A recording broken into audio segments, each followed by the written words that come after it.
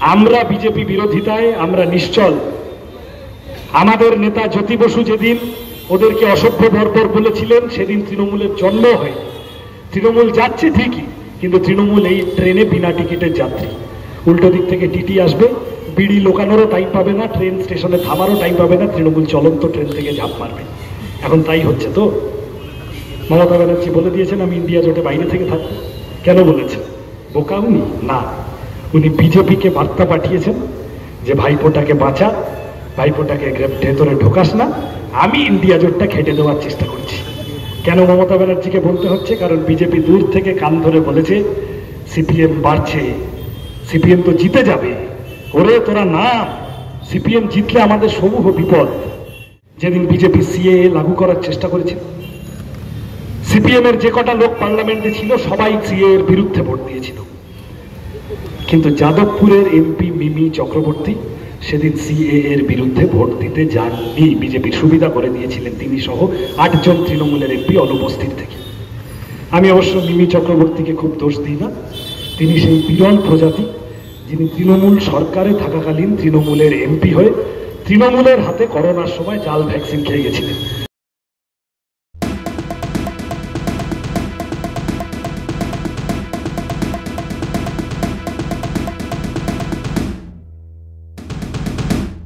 কোথাও কোথাও এরকম হচ্ছে। তো এই কাছে 100 নম্বর ওয়ার্ডে রাত্রি 2টোর সময় এসে সমস্ত আমাদের ফ্লেক্স ছিঁড়ে দেওয়া হতো।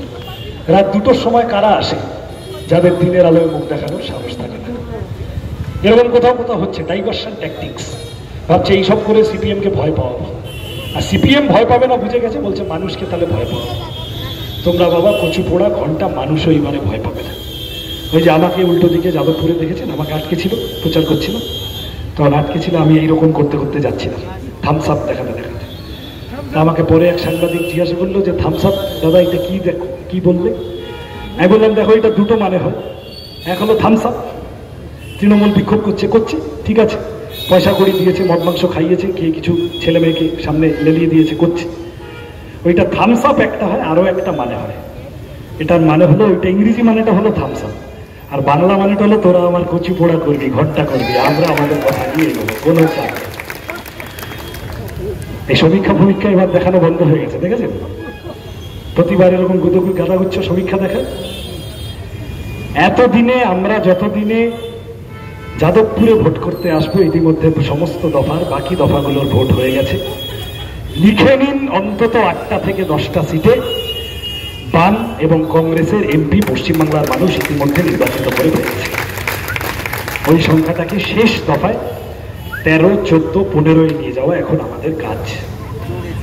দিল্লির সরকার থাকবে না, অনেক কথার মধ্যে গিয়ে লাভ নেই, সোজা কথা সোজাভাবে বলে দেওয়া ভালো। বিজেপিটা পাতলা হয়ে যাচ্ছে, যাদবপুর ছেড়ে দেব, গোটা ভারতবর্ষ জুড়ে যেখানে যেখানে বিজেপির বিরুদ্ধে সিনা টান করে বিরোধীরা দাঁড়িয়ে পড়ছে, সেখানে সেখানে বিজেপি গর্তে ঢুকে যাচ্ছে। এখন নির্বাচন কমিশন ভোটদানের হার সেই সবে কারচুপি করে বিভিন্ন রকম চেষ্টা হচ্ছে, কিন্তু খালি চোখে সোজা আঙ্গুলে ভোট হলে ভারতের মানুষ বিজেপিকে প্রত্যাখ্যান করতে চলেছেন বোঝা যাচ্ছে। তাহলে বিজেপির এখন তৃণমূলের মতো পুরনো লুকিয়ে রাখা বন্ধুদের আবার গর্ত থেকে বার করা দরকার। নরেন্দ্র মোদী এসে এখানে বলছে সিপিএম কে ভোট দিও না, তৃণমূলকে দাও, আর উল্টো দিক থেকে মমতা ব্যানার্জি বলছে আমি 1 তারিখ 1 জুন আমি ইন্ডিয়া জোটের মিটিংয়ে যাব না। শুনেছেন তো, দেখেছেন তো?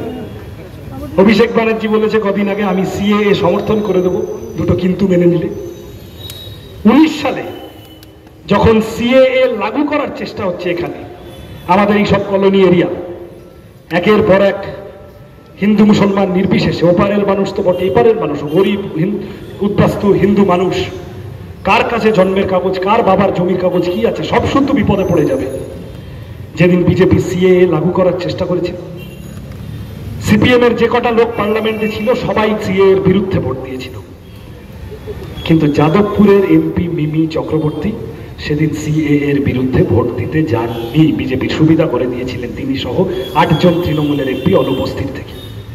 আমি অবশ্য মিমি চক্রবর্তীকে খুব দোষ দিই না, তিনি সেই বিরল প্রজাতি যিনি তৃণমূল সরকারে থাকাকালীন তৃণমূলের এমপি হয়ে তৃণমূলের হাতে করোনার সময় জাল ভ্যাকসিন খেয়ে গেছিলেন। ফলত যারা নিজেদের এমপিকেই বোকা বানিয়ে দিয়েছে তারা পাবলিককে আর কি, সেগুলো আমি তার মধ্যে যেতে চাই না। কিন্তু এইবারও ট্র্যাজেক্টরি বলছে, মমতা ব্যানার্জি যেদিন ওইসব ইন্ডিয়া জোট হয়েছিল, সীতারাম ইয়েচুরি গিয়ে বসলেন, মিডিয়া কনফিউশন তৈরি করিয়ে দিল কি হবে। আমাদের নেতারা বলেছিলেন কোনো চিন্তা করো না, আমরা বিজেপি বিরোধিতায় আমরা নিশ্চল।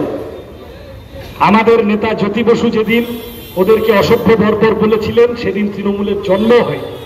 তৃণমূল যাচ্ছে ঠিকই, কিন্তু তৃণমূল এই ট্রেনে বিনা টিকিটের যাত্রী।